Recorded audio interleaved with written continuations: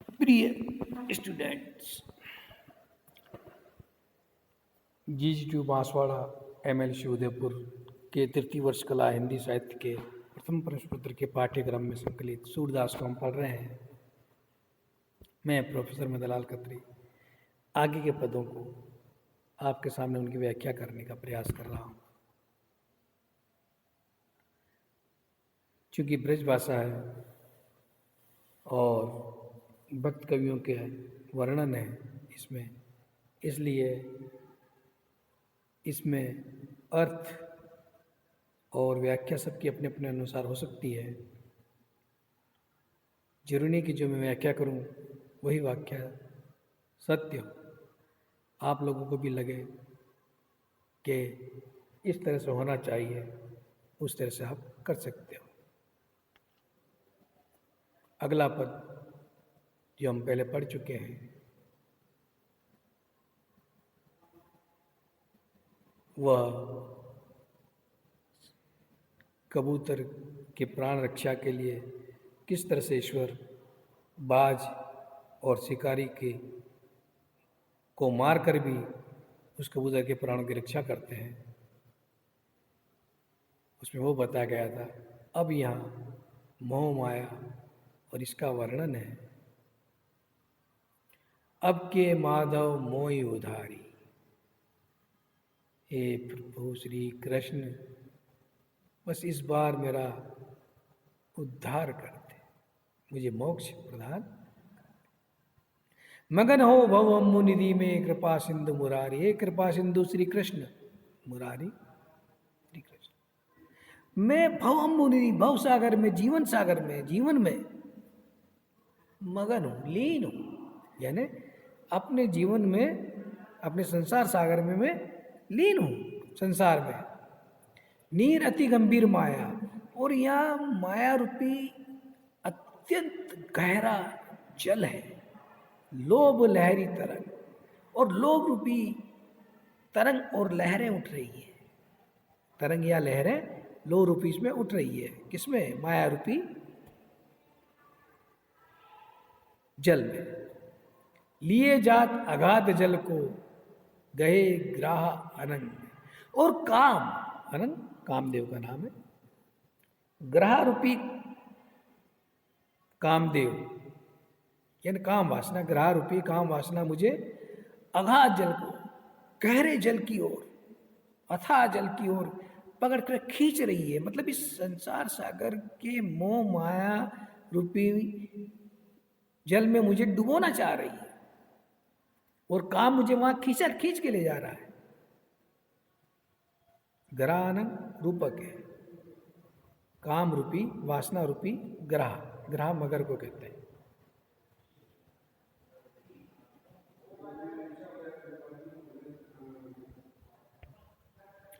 Mean इंद्रिय तन काटत, मोट सिर अगबार।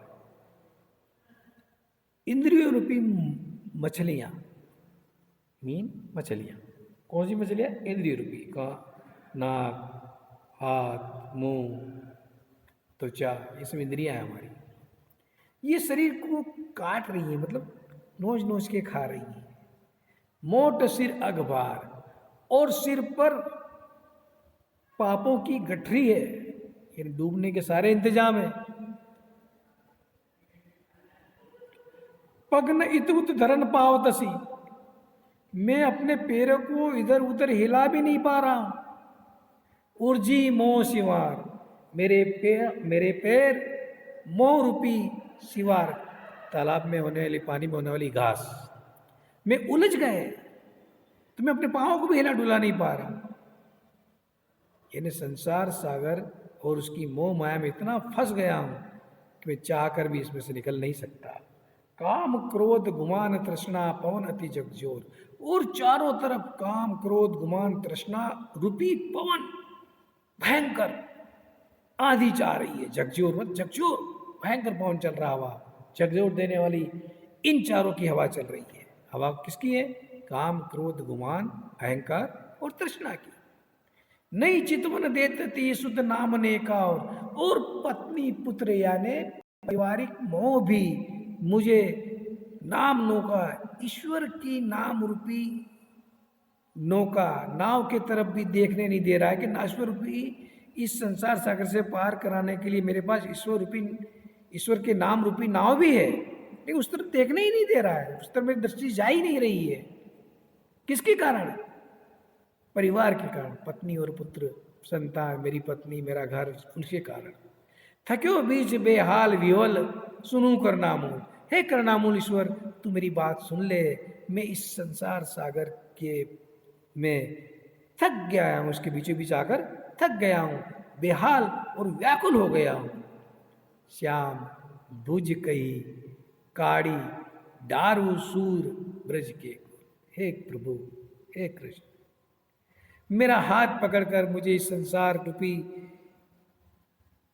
सागर से बाहर निकालकर ब्रज के में यमुना के किनारे जाकर छोड़ दो, मुझे वहां डाल दो। अब वो विनय के पद पूरे हुए, अब बाल लीला के पद शुरू हो रहे हैं यहाँ। तो बाल लीला में इतना बता दूं मैं कि अगर वात्सल्य को रस की कोटि तक पहुंचाने का श्रेय किसी को जाता है तो वो जाता है सूरदास को। इन्होंने बच्चों के हाव भाव और उनकी चेष्टाओं का इतना सुंदर चित्रण किया है कि साहित्यकारों ने वात्सल्य को भी एक रस मान लिया। हालांकि इन भक्ति, वात्सल्य और श्रृंगार, इन तीनों रसों में मूल भाव रति ही है, तो श्रृंगार के अंदर शामिल किए जा सकते थे। और वास्तव में लेकिन श्रृंगार के अंदर शामिल लेकर के इन्हें अलग रस का जो स्थान प्राप्त हुआ है वह इन भक्तों के कारण, विशेषकर वात्सल्य रस को तो स्थान दिलवाने का श्रेय सूरदास को दे सकते हैं। जसोदा हरि पालने झुलावे, यशोदा श्री कृष्ण को झूले में झुला रही है। हलरावे दुलरावे मलहावे, जोई सोई कछु गावे। जोई जोई लिखा है, सोई होना चाहिए, जोई जोई हो तो भी कोई फर्क नहीं पड़ता। झूले को हिलाती है, दुलार करती है और मुस्कुराती है, जो जो मन में आता वह गाती रहती है। लोरियाँ, दो दो पंक्ति, चार चार पंक्ति की, जो कुछ भी उसके समय याद आ जाए सुना देती है। मेरे लाल को आओ निंदरिया, यशोदा निंदिया रानी को बुला रही है कि निंदिया रानी मेरे लाल को आ जाओ, काहे न आनी सुलावे। तुम क्यों नहीं आकर इसे सुला रही हो? तू काहे न बेगी सो आवे, तुम क्यों शीघ्र ही नहीं आ रही हो? तो को कान बुलावे, तुम्हें कृष्ण बुला रहा है, कृष्ण बुला रहे हैं, निंदिया रानी से करिए। कभू पलक मुहरी मूंद लेत है। और इसी दौरान यशोदा जब गीत वीत गाती रहती है तो कृष्ण कभी अपनी आंखें बंद कर लेते हैं, कभू अधर फरकावे, और कभी वे मनी मन हंसते हैं, मुस्कुराते हैं। सोवत जान मौन हुए बैठी, जब कृष्ण को इस तरह से सोते हुए देखकर वह चुप बैठ जाती है, करी करी से न बतावे, और दूसरों से भी इशारा कर करके बताती है सब चुप रहो, सब चुप हो जाओ, कृष्ण अभी सो रहा है, आवाज सुनेगा तो उठ जाएगा। यही अंतर उगलाए उठे हरि जसुमति मधुर गावे।